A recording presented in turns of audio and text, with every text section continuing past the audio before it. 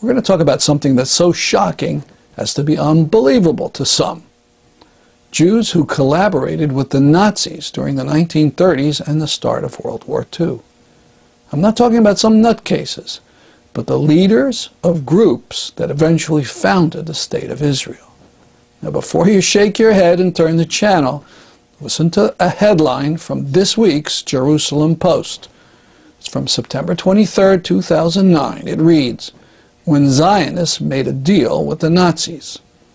It was written by historian Edwin Black himself, a Zionist, who has written a whole book about how Zionist organizations in the 30s broke the boycott against Germany and sold Nazi goods in Palestine. Coincidentally enough, Lenni Brenner, a historian who specializes in this period, has just released a paperback edition of his book 51 Documents, Zionist Collaboration with the Nazis. I interviewed him about it in New York City in August. You've written 3 books that detail collaboration by major Zionist organizations with Mussolini's fascists and Hitler's Nazis. Is that right? Yes.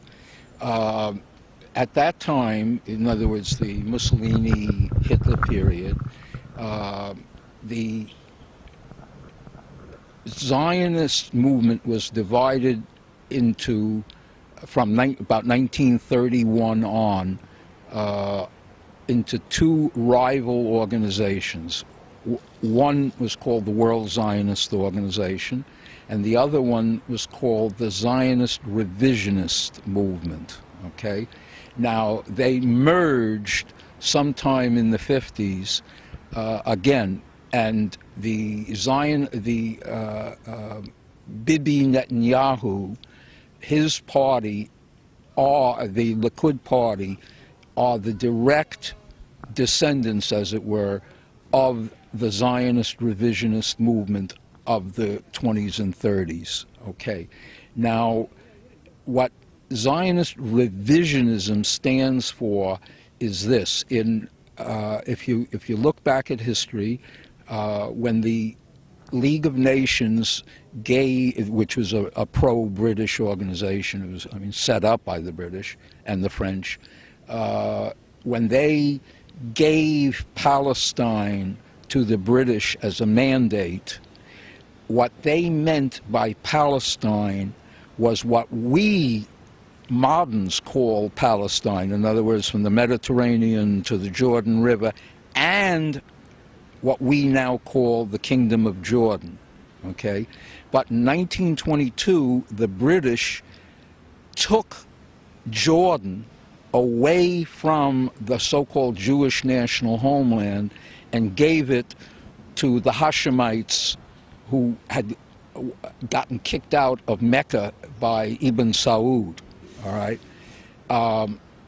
The World Zionist Organization leadership decided, look, there are no Jews in Jordan, so and not that many in what we call Palestine, so basically they're taking away what we don't have, so, you know, what we can't use. So, okay, we're not going to make a big fuss about it. But Vladimir Jabotinsky, who was the founder of Zionist revisionism and one of the leaders at that time of the World Zionist Organization, he said, no, no, no, no. You can't just let the British take away Jordan from the so-called Jewish national home, because what that'll do is it'll convince the Arabs that, hey, we got them to give up, we got the British to give up Jordan to us. If we keep on fighting, we'll get them to give up the rest of Palestine. You gotta say no, okay? You gotta demand that the British revise their policy. So that's how they got the name Zionist revisionist, okay? In other words, he understood in 1922 a central fact about Zionism, which is that it's, and he wrote an article about it, called The Iron Wall, We and the Arabs, in which he said, look, let's tell it, I'm paraphrasing him, you know, but let's tell it like it is. We're a colonial movement, okay? Well, if you look at the history of colonialism anywhere in the world, the natives always fight the colonials, okay? And they keep fighting until it's impossible for them to win. Like the Indians in the United States, you know, fought for, you know, 2 centuries and finally reconciled themselves when it was impossible for them to win. So we have to have an iron wall. What he meant was an iron wall of bayonets, okay, in order to build Zionism in Palestine. And we can't give up an inch. You know, I want to go back a step and get into a very basic thing, because we never really clarified what is Zionism, because some people say, well, Zionism, that's just Jews or what they believe in, and I think we have to cover the distinction. Well, you know, Zionism is sort of hard to define, because it has the Zionist movement has its idea, you know, and then the rest of us have our idea. Basically speaking, it was an invention. Theodor Herzl, a Hungarian-Austrian journalist, decided that, look, you have all this 1897, let's say, you have all this anti-Semitism in Europe.